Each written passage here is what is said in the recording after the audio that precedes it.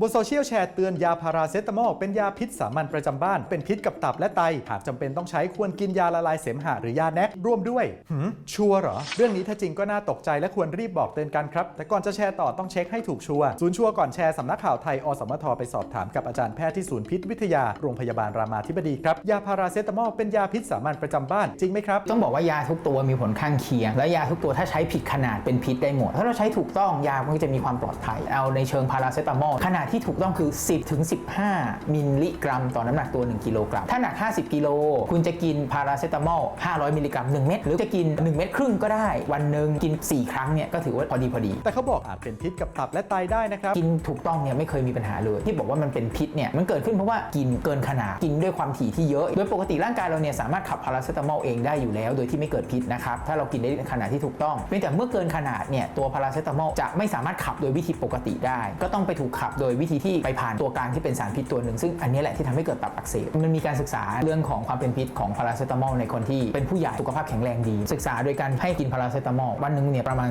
3 กรัมก็คือ6เม็ดของพาราเซตามอล500มิลลิกรัมติดต่อกัน3 สัปดาห์ก็มีค่าเอนไซม์ตับขึ้นแต่ในกลุ่มนั้นไม่มีใครมีอาการของตับอักเสบเลยคือมีค่าขึ้นอย่างเดียวแล้วก็ให้หยุดก็หายกลับเป็นปกติฉะนั้นถ้ากินในขณะที่ถูกต้องจริงๆร่างกายเราก็พยายามขับในรูปแบบที่ไม่ก่อพิษได้เก่งกว่าอยู่แล้วและที่เขาบอกควรกินยาละลายเสมหะหรือยาแนกร่วมด้วยจริงเหรอครับยาแนกเนี่ยนะฮะหรือ N-acetylcysteine เนี่ยเป็นยาที่ใช้รักษาพิษของพาราเซตามอลกรณีที่เกินขนาดมีคนคิดว่างั้นถ้าผสมแนกเข้าไปป้องกันเลยตั้งแต่แรกได้ไหมนะครับต้องบอกว่าไม่มีความจำเป็นถ้าเรากินยาถูกขนาดร่างกายเราขับเองอยู่แล้วไม่มีประโยชน์ที่จะต้องไปกินแนกเพิ่มเลยกลุ่มคนที่เป็นหลอดลมอักเสบเรื้อรังก็มีการใช้ตัวนี้ละลายเสมหะในระยะยาวแต่ว่ากลุ่มนั้นคือเสมหะเขาข้นแต่ถามว่าเราจะกินไปทำไมเนี่ยก็ราคาสูงกว่าพาราครับยาแนกไม่ได้ถูกบรรจุอยู่ในการนำมาใช้เพื่อป้องกันตับอักเสบเลยยาแนกถูกเก็บไว้เพื่อรักษาภาวะพาราเซตามอลเกินขนาดเท่านั้นไม่ได้ถูกเอามาใช้เพื่อป้องกันหรืออะไรแบบนี้เลยไม่มีประโยชน์แล้วมีด้วยเหรอครับที่จะมีคนกินยาเกินขนาดที่เราเจอส่วนใหญ่จะเป็นทำร้ายตนเองรองลงมาก็คือกรณีใช้ยา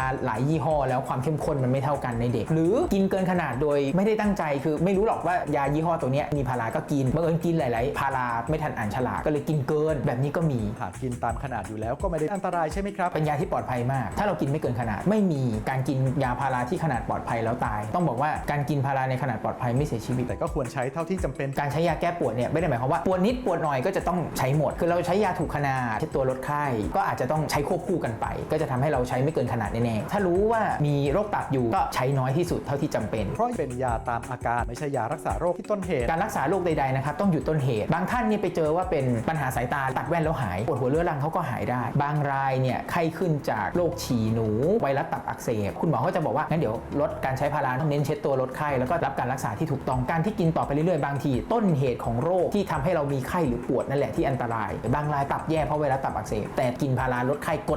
ดอยู่ตั้งนานมากจริงๆเป็นฉี่หนูตอนมาตับวายไตวายแล้วถามว่าเป็นเพราะพาราไหมเขากินถูกขนาดแต่จริงๆฉี่หนูทำให้เกิดเรื่องนี้ได้ตั้งนานแล้วแต่ไม่เคยรักษาฉี่หนูคุณหมอจึงย้ำวิธีการกินยาพาราเซตามอลที่ปลอดภัยแบบนี้ครับ10 ถึง 15 มิลลิกรัมต่อน้ำหนักตัว1กิโลกรัมส่วนใหญ่เม็ดเดียวก็พอแล้ววันหนึ่งเนี่ยนะครับก็ประมาณสัก 3-4 ครั้งนี่ก็ถือว่าเซฟโซนมากๆแต่ถ้า3วันยังแย่ลงยังไข้สูงอยู่ควรไปตรวจสรุปแล้วเรื่องที่แชร์เตือนกันนี้เป็นยังไงครับเรื่องของพาราเซตามอลนะครับถ้ากินถูกขนาดปลอดภัยเป็นยาสามัญประจำบ้านที่ปลอดภัยมากไม่ต้องไปแชร์ว่าจะต้องไปกินแนกกินอะไรเพิ่มเติมสิ้นเปลืองนะฮะทำให้เกิดซับจางนะครับนอกจากใช้ยาอย่างปลอดภัยแล้วการใช้ยาอย่างเข้าใจคุณและโทษก็เป็นสิ่งสำคัญนะครับยังมีอีกหลายเรื่องน่าสงสัยบนสังคมออนไลน์หากได้รับอะไรมาอย่าเพิ่งแชร์ต่อร่วมตรวจสอบไปด้วยกันกับชัวร์ก่อนแชร์ก่อนจะแชร์อะไรเช็คให้ชัวร์ก่อนนะคะสนับสนุนโดยกองทุนพัฒนาสื่อปลอดภัยและสร้างสรรค์